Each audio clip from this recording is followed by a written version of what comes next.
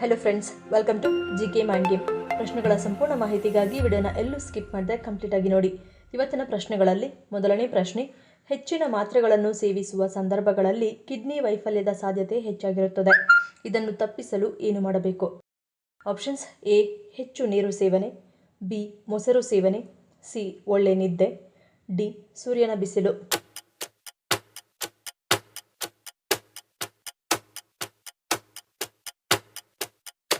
ಸರಿಯಾದ ಉತ್ತರ option A ಮತ್ತು ಬಿ. ಹೆಚ್ಚಿನ ನೋವು ನಿವಾರಕಗಳು ದೇಹದಲ್ಲಿನ ಕ್ಯಾಲ್ಸಿಯಂ, ಮೆಗ್ನೀಷಿಯಂ ಮತ್ತು ವಿಟಮಿನ್ ಡಿ ಯನ್ನು ದೇಹದಿಂದ ತೆಗೆದುಹಾಕುತ್ತದೆ. ಇದರಿಂದ ಈ ಪೋಷಕಾಂಶಗಳನ್ನು ಪಡೆಯಲು ಆಹಾರ ಕ್ರಮದಲ್ಲಿ ಡೈರಿ ಉತ್ಪನ್ನವಾಗಿರುವ ಮೊಸರನ್ನು ಸೇರಿಸಿಕೊಳ್ಳುವುದು ಉತ್ತಮ. ವಿಶೇಷವಾಗಿ ಮೊಸರಿನಲ್ಲಿ ವಿಟಮಿನ್ ಡಿ ಹಾಗೂ ಕ್ಯಾಲ್ಸಿಯಂ ಅಂಶ ಯಥೇಚ್ಛವಾಗಿ ಕಂಡುಬರುತ್ತದೆ. ಮತ್ತು ನೋವು ನಿವಾರಕ ಸೇವನೆ ಮಾಡುತ್ತಿರುವ ಸಂದರ್ಭದಲ್ಲಿ ಹೆಚ್ಚೆಚ್ಚು ನೀರು ಕುಡಿಯಿರಿ. ಇದರಿಂದ ಕಿಡ್ನಿಯು ರಕ್ಷಣೆಯಾಗುವುದು. ಮತ್ತು ವೈದ್ಯರು ಹೆಚ್ಚು ನೀರು ಕುಡಿಯಬಾರದು ಎಂದು ಹೇಳಿದರೆ ಮಾತ್ರ ಕುಡಿಯಬೇಡಿ. ಎರಡನೇ ಪ್ರಶ್ನೆ, ಮುಟ್ಟಿನ ಸಮಯದಲ್ಲಿ ಯಾವ ಆಹಾರವನ್ನು ಸೇವಿಸುವುದರಿಂದ ಮುಟ್ಟಿನ ನೋವು ಮತ್ತಷ್ಟು ಹೆಚ್ಚಾಗುತ್ತದೆ? ಆಪ್ಷನ್ಸ್: ಎ, ಕಾಫಿ, ಬಿ, ಸಿಹಿ ತಿನಿಸು, ಸಿ, ಕರಿದ ಆಹಾರ, ಡಿ, ಫಾಸ್ಟ್ ಫುಡ್.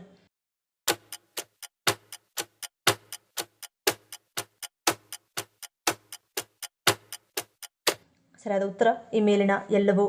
ಹಾರ್ಮೋನ್ ಅಸಮತೋಲನ ಹಾಗೂ ಗರ್ಭಾಶಯದ ಸಂಕೋಚನದಿಂದಾಗಿ ಮುಟ್ಟಿನ ನೋವು ಸಂಭವಿಸುತ್ತದೆ. ಮುಟ್ಟಿನ ದಿನಗಳಲ್ಲಿ ಕಾಫಿ, ಟೀ, ಸೋಡಾದಂತಹ ಕೆಫೀನ್ ಅಂಶ ಇರುವ ಆಹಾರಗಳ ಸೇವನೆ ಅನಾರೋಗ್ಯಕರ. ಕರಿದ ಆಹಾರಗಳು, ಜಂಕ್ ಫುಡ್ ಅಥವಾ ಅತಿಯಾದ ಕೊಬ್ಬಿನಾಂಶ ಇರುವ ಆಹಾರಗಳನ್ನು ಸೇವಿಸದೇ ಇರುವುದು ಉತ್ತಮ. ಇದು ನೋವನ್ನು ಮತ್ತಷ್ಟು ಹೆಚ್ಚು ಮಾಡುತ್ತದೆ. ಇನ್ನು ಸಿಹಿ ತಿಂಡಿಗಳು, ಕೃತಕ ಸಿಹಿ ಅಂಶ ಇರುವ ಪದಾರ್ಥಗಳ ಸೇವನೆಯು ಉರಿಯೂತವನ್ನು ಹೆಚ್ಚಿಸುತ್ತದೆ. ಆದ್ದರಿಂದ ಸಾಧ್ಯವಾದಷ್ಟು ಇಂತಹ ಆಹಾರಗಳನ್ನು ತಿನ್ನದೇ ಇರುವುದು ಆರೋಗ್ಯಕರ. ಮೂರನೇ ಪ್ರಶ್ನೆ, ಭವಿಷ್ಯದ ಘಟನೆಗಳನ್ನು ಊಹಿಸುವ ಶಕ್ತಿ ಯಾವ ಪಕ್ಷಿಯಲ್ಲಿದೆ? ಆಪ್ಷನ್ಸ್: ಎ, ಹದ್ದು, ಬಿ, ನವಿಲು, ಸಿ, ಪಾರಿವಾಳ, ಡಿ, ಕಾಗೆ.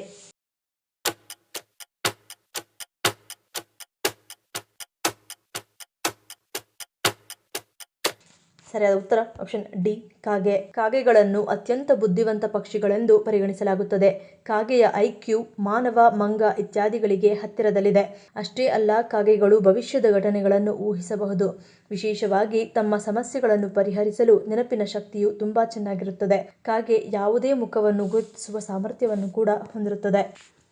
ನಾಲ್ಕನೇ ಪ್ರಶ್ನೆ, ಮಹಿಳೆಯರು ಕಾಲಿಗೆ ಚಿನ್ನವನ್ನು ಧರಿಸಬಾರದು ಎನ್ನಲು ಕಾರಣವೇನು? ಆಪ್ಷನ್ಸ್: ಎ, ಲಕ್ಷ್ಮಿಯ ರೂಪ, ಬಿ, ಅನಾರೋಗ್ಯ, ಸಿ, ದಾರಿದ್ರ್ಯ, ಡಿ, ಬಡತನ.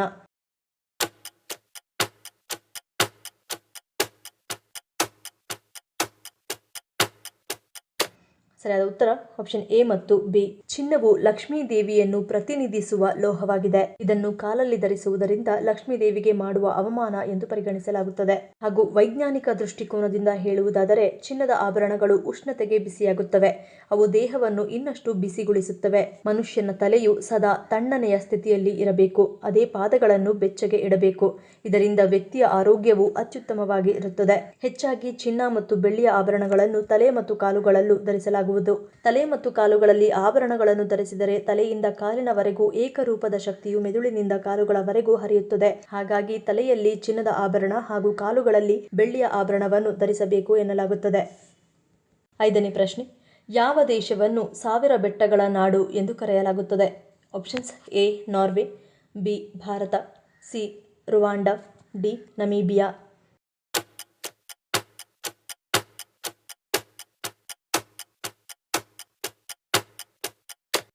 ಸರಿಯಾದ ಉತ್ತರ ಆಪ್ಷನ್ ಸಿ, ರುವಾಂಡ. ಅದರ ಗುಡ್ಡಗಾಡು ಪ್ರದೇಶ ಮತ್ತು ಸುಂದರವಾದ ಭೂದೃಶ್ಯಗಳಿಂದಾಗಿ ರುವಾಂಡವನ್ನು 1000 ಬೆಟ್ಟಗಳ ನಾಡು ಎಂದು ಕರೆಯಲಾಗುತ್ತದೆ. ಈ ದೇಶವು ಹಚ್ಚ ಹಸಿರಿನ ಬೆಟ್ಟಗಳು, ಫಲವತ್ತಾದ ಕಣಿವೆಗಳು ಮತ್ತು ರಮಣೀಯ ಪರ್ವತಗಳಿಂದ ಆವೃತವಾಗಿದೆ.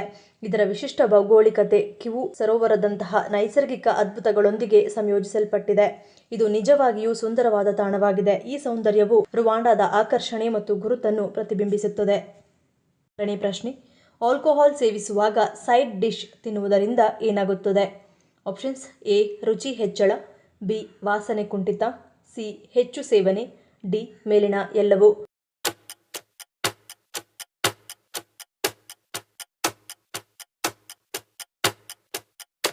ಸರಿಯಾದ ಉತ್ತರ ಆಪ್ಷನ್ ಎ ಮತ್ತು ಬಿ. ಆಲ್ಕೋಹಾಲ್ ಜೊತೆಗೆ ಕೆಲ ಆಹಾರಗಳನ್ನು ತಿನ್ನುವುದರಿಂದ ಮೈಂಡ್ ರಿಫ್ರೆಶ್ ಆಗುತ್ತದೆ. ಈ ತಿಂಡಿಗಳಲ್ಲಿರುವ ಉಪ್ಪು, ಮಸಾಲೆ ಮತ್ತು ಹುಳಿ ರುಚಿಯು ಆಲ್ಕೋಹಾಲ್ನೊಂದಿಗೆ ಬೆರೆತಾಗ ಆಲ್ಕೋಹಾಲ್ ರುಚಿ ಕೂಡ ಹೆಚ್ಚಾಗುತ್ತದೆ. ಮದ್ಯಪಾನ ಮಾಡುವಾಗ ಸೈಡ್ ಡಿಶ್ ತಿನ್ನುವ ಕಲ್ಚರ್ ಪಾಶ್ಚಿಮಾತ್ಯ ದೇಶಗಳಿಂದ ಪ್ರಾರಂಭವಾಯಿತು. ಈ ಸಂಪ್ರದಾಯವನ್ನು ಮೊದಲು ಯುರೋಪ್ನಿಂದ ಶುರು ಮಾಡಲಾಯಿತು. ಮದ್ಯಪಾನದೊಂದಿಗೆ ಸೈಡ್ಸ್ ತಿನ್ನುವ ಪ್ರಮುಖ ಉದ್ದೇಶವೆಂದರೆ ಮದ್ಯದ ವಾಸನೆ ಮತ್ತು ಮಾದಕತೆಯನ್ನು ಕಡಿಮೆ ಮಾಡುವುದಾಗಿದೆ. ಮದ್ಯ ಸೇವಿಸುವಾಗ ನಾಲಿಗೆಗೆ ರುಚಿ ತಿಳಿಯುವುದಿಲ್ಲ. ಹೀಗಾಗಿ ನಾಲಿಗೆಗೆ ರುಚಿ ಕೊಡಲಿ ಎಂಬ ಉದ್ದೇಶದಿಂದ ಸೈಡ್ಸ್ ಅನ್ನು ನೀಡಲಾಗುತ್ತದೆ. 7ನೇ ಪ್ರಶ್ನೆ. ಇದ್ದಕ್ಕಿದ್ದಂತೆ ನಮ್ಮ ಬಾಯಿ ಕಹಿಯಾಗುತ್ತದೆ, ಅದು ಯಾವ ಕಾರಣದಿಂದ? ಆಪ್ಷನ್ಸ್ ಎ ನೀರಿನ ಕೊರತೆ, ಬಿ ಔಷಧಿ ಸೇವನೆ, ಸಿ ಆರೋಗ್ಯ ಸಮಸ್ಯೆ, ಡಿ ಮೇಲಿನ ಎಲ್ಲವೂ.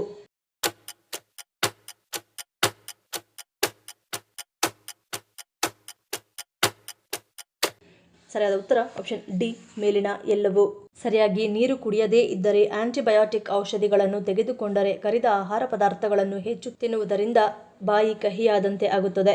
ಬಾಯಿ ಕಹಿಯಾಗಿರುವುದು ಯಾವುದಾದರೂ ಗಂಭೀರ ಆರೋಗ್ಯದ ಸಮಸ್ಯೆಯ ಲಕ್ಷಣ ಕೂಡ ಆಗಿರಬಹುದು. ಕೆಲವೊಂದು ಆಹಾರಗಳನ್ನು ಸೇವಿಸುವುದು ಅಥವಾ ದೇಹದಲ್ಲಿ ಹಾರ್ಮೋನ್ ಬದಲಾವಣೆಗಳು ಉಂಟಾಗುವುದು ಬಾಯಿಯ ಆರೋಗ್ಯ ಹದಗೆಡುವಂತೆ ಮಾಡುತ್ತದೆ.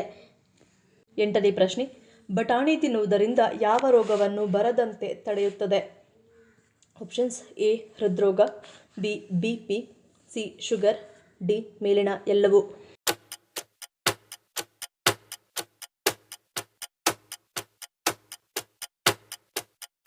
ಸರಿಯಾದ ಉತ್ತರ ಆಪ್ಷನ್ ಡಿ ಮೇಲಿನ ಎಲ್ಲವೂ. ಹಸಿರು ಬಟಾಣಿಯಲ್ಲಿ ಕಂಡುಬರುವ ಮೆಗ್ನೀಷಿಯಂ, ಪೊಟ್ಯಾಷಿಯಂ ಮತ್ತು ಕ್ಯಾಲ್ಸಿಯಂ ಹೃದಯವನ್ನು ಆರೋಗ್ಯವಾಗಿರಿಸುತ್ತದೆ.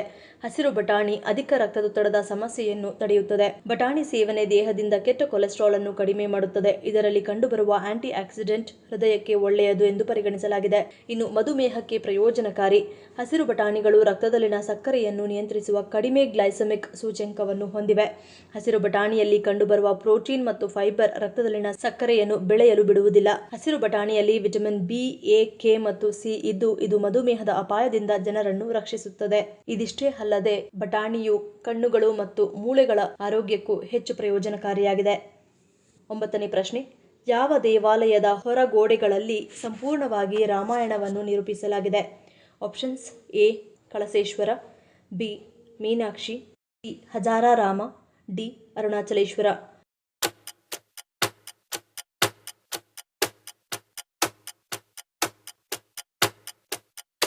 ಸರಿಯಾದ ಉತ್ತರ ಆಪ್ಷನ್ ಸಿ ಹಜಾರಾರಾಮ.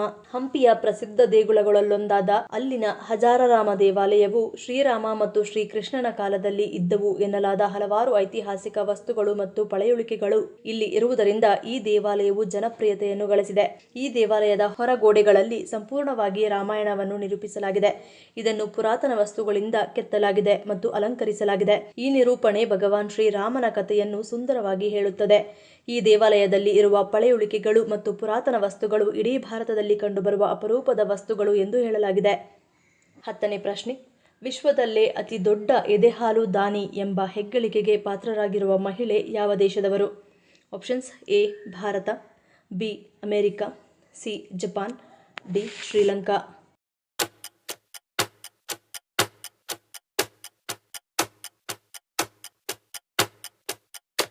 ಸರಿಯಾದ ಉತ್ತರ ಆಪ್ಷನ್ ಬಿ ಅಮೆರಿಕ. ಎದೆಹಾಲನ್ನೇ ತನ್ನ ಮಕ್ಕಳಿಗೆ ನೀಡದ ಈ ಕಾಲದಲ್ಲಿ ವಿಶ್ವದಲ್ಲೇ ಅತಿ ದೊಡ್ಡ ಎದೆಹಾಲು ದಾನಿ ಎಂಬ ಹೆಗ್ಗಳಿಕೆಗೆ ಪಾತ್ರರಾಗಿರುವವರು ಅಮೆರಿಕದ ಎಲಿಸಾ ಒಗ್ಲೇಟ್ರಿ. ಇವರು 2645.58 ಲೀಟರ್ ಎದೆಹಾಲನ್ನು ಅಗತ್ಯವಿರುವವರಿಗೆ ನೀಡಿ ಮಾನವೀಯತೆ ಮೆರೆದಿದ್ದಾರೆ. ಅಲ್ಲದೆ ಇವರ ಸಾಧನೆಗೆ ಗಿನ್ನೆಸ್ ಅವಾರ್ಡ್ ಕೂಡ ಬಂದಿದೆ. ಈ ಪ್ರಶ್ನೆಗಳಲ್ಲಿ ನೀವು ಎಷ್ಟು ಪ್ರಶ್ನೆಗಳಿಗೆ ಸರಿ ಉತ್ತರವನ್ನು ಕೊಟ್ಟರೆ ಅನ್ನೋದನ್ನು ಕಮೆಂಟ್ ಮಾಡಿ ತಿಳಿಸಿ. ಈ ವಿಡಿಯೋ ನಿಮ್ಗೆ ಇಷ್ಟ ಆಗಿದ್ರೆ ಮರೀದೇ ಲೈಕ್ ಮಾಡಿ, ಶೇರ್ ಮಾಡಿ, ಸಬ್ಸ್ಕ್ರೈಬ್ ಮಾಡಿ. ನನ್ನ ಚಾನಲ್ನ ಇನ್ನೂ ಸಬ್ಸ್ಕ್ರೈಬ್ ಮಾಡಿದೆ ಹಾಗೆ ವಿಡಿಯೋಸ್ ನೋಡ್ತಿದ್ರೆ ಪ್ಲೀಸ್ ಸಬ್ಸ್ಕ್ರೈಬ್ ಮಾಡಿ, ಸಪೋರ್ಟ್ ಮಾಡಿ. ಮತ್ತೊಂದು ಇಂಟ್ರೆಸ್ಟಿಂಗ್ ವಿಡಿಯೋದೊಂದಿಗೆ ಸಿಗ್ತೀನಿ. Until love you all, take care.